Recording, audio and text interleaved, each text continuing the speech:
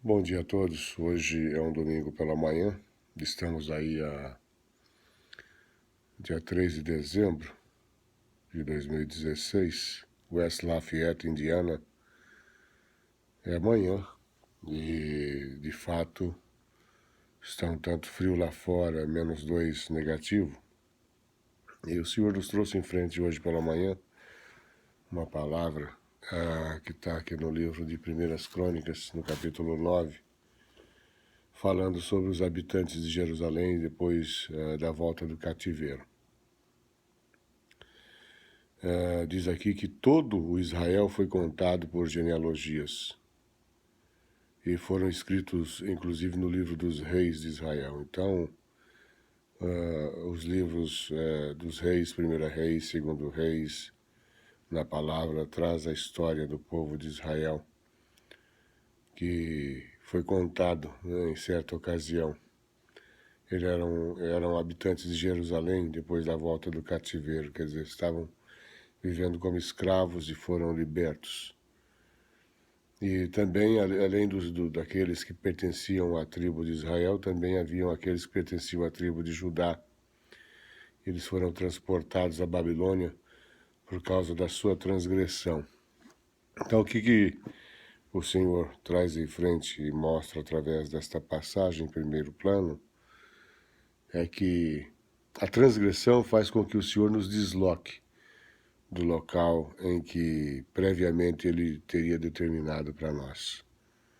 Então, duas tribos temos aqui, a tribo de Israel e também a tribo de Judá.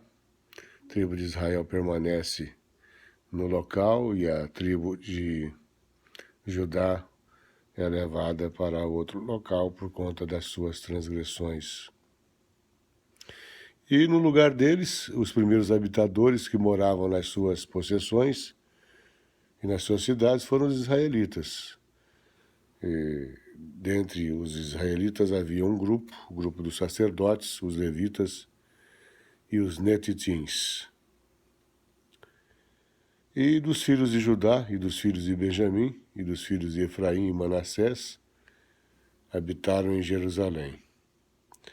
E aí conta a palavra que eles se espalharam, na verdade, né? Se espalharam e tiveram que ir morar aí fora daquele local pré-determinado por conta das suas transgressões. E passamos então a meditar nessa palavra na manhã desse dia, procurando de Deus qual seria a transgressão, por exemplo, daqueles que moravam no Brasil e de repente vieram morar nos Estados Unidos. Se foi por transgressão, se foi por algum outro motivo. E o que vem ao nosso coração é que o Senhor, Ele permite coisas nas nossas vidas e Ele também quer que algumas coisas aconteçam nas nossas vidas. Então, seja qual for a situação, ou é permissão, ou é o querer de Deus, que estejamos numa outra nação, num outro local. O importante é olharmos para trás e vermos onde foi que erramos, ou o que nos moveu a nos fazermos esse deslocamento espacial, a mudarmos de um lugar para outro. O que aconteceu? Qual foi o motivo que nos trouxe de um lugar para outro? E buscar de Deus a resposta, porque a resposta ela vem do Senhor dos Exércitos que criou os céus e a terra e que criará certamente um caminho também nas nossas vidas. Então não importa como você esteja se sentindo no dia de hoje, como você tenha acordado, se a prova bateu, se você está em débito com o Senhor em alguma parte, em alguma coisa, o importante é que venha a reflexão, que venha em sua cabeça o pensar que haja esse exercício de pensar sobre as coisas de Deus, sobre o ontem e sobre o hoje. O que ocorreu no ontem e o que está acontecendo hoje. Porque a lei da semeadura, ela se cumpre sempre nas nossas vidas. A lei da semeadura não tem como ela não se cumprir na nossa vida. Diz a palavra que nós colhemos aquilo que nós plantamos. Aqueles que semeiam na carne colherão a corrupção, mas os que semeiam no Espírito herdarão a vida eterna. Então, diante desta palavra, que o nosso dia seja um dia de reflexão, seja um dia de comunhão, seja um dia voltado para a palavra de Deus, seja um dia afastado do espírito do consumismo, seja um dia em que possamos passar na presença de Deus. Não importa a situação que nos encontremos, não importa a necessidade que possamos ter, inclusive aquela necessidade espiritual, porque é sabido que é muito difícil aqui, que os cultos ocorrem às vezes em determinados lugares, uma vez por mês, às vezes 2 vezes por mês. Ainda ontem passava uma irmã por aqui, saudosa irmã lá da cidade de Ouro Branco, do Brasil. Vou poupar aqui o nome dela, que não pedi autorização para falar o nome de ninguém aqui. Mas ela dizia, o que vocês fazem nessa nação? Vocês respiram por canudinho?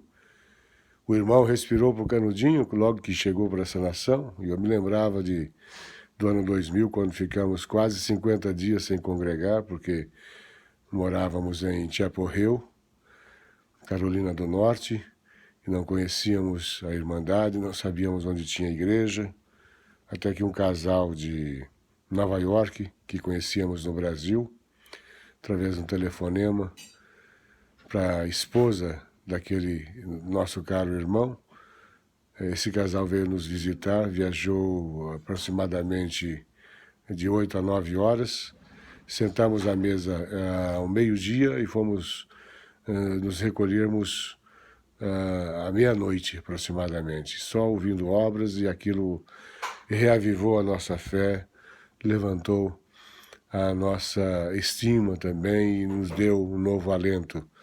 E então, a partir daquele encontro, soubemos de uma casa de oração em Raleigh e passamos a congregar.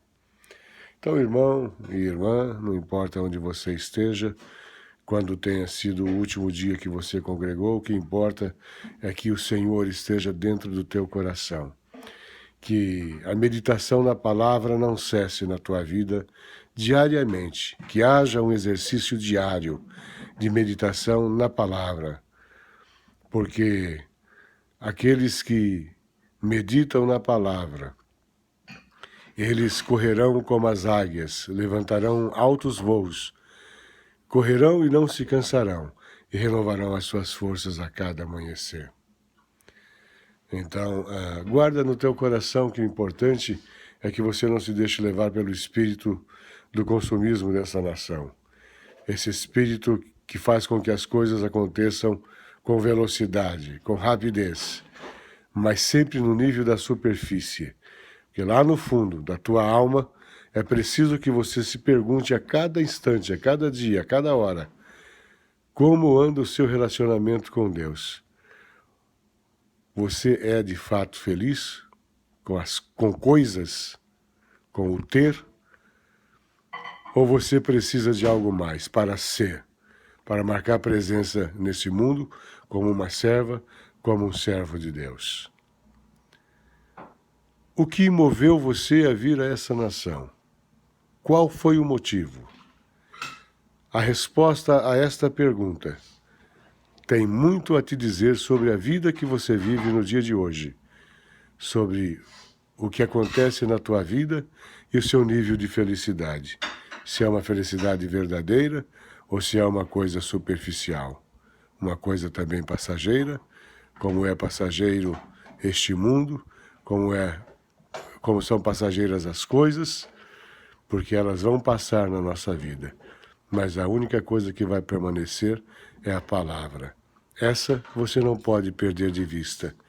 Medita dia e noite na minha palavra, diz o Senhor. E você vai ver que haverá uma saída para a sua situação. Haverá uma mudança de cativeiro. Haverá uma nova história que o Senhor começa a escrever no dia de hoje na sua vida. Deus os abençoe.